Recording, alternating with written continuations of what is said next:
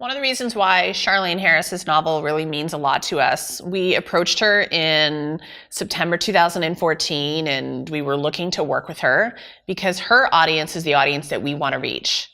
The average age of a female gamer is 43, so for the first time in my life, I'm below average. And women like different kinds of games. And as we were looking through Charlaine's catalog of stories that she's written over the years, this is the one that really stuck. This is a brave woman who is repairing the pieces of her life after a really traumatic experience, and she doesn't need anyone to save her. You know, she saves herself. Lily is an incredibly strong character. And why don't we have that reflected in games? Why do we always see these one-dimensional characters?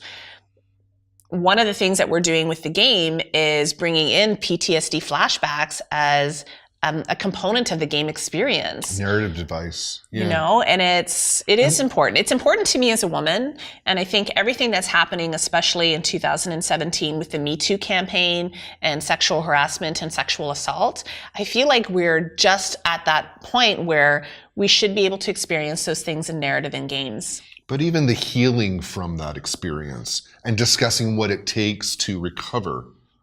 Make no judgments on that, but just what it is for somebody to be in their shoes to experience what it's like to recover from that kind of violence. You know, with Charlaine's second book in that same series, it's a whole conversation about racial conflict in the South.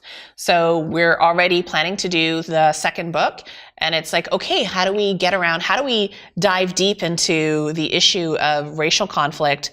These books were written over 20 years ago, and we're still dealing with those same issues. And it's up to us to find a way to responsibly communicate those in narrative and still make the games entertaining and create empathy and to create value for the players. And even to show the consequences of dealing or not dealing with those issues and what that has on the characters.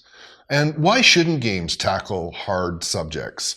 It's not for everyone, but, you know, look at what's happened in independent cinema for telling lots of different kinds of stories.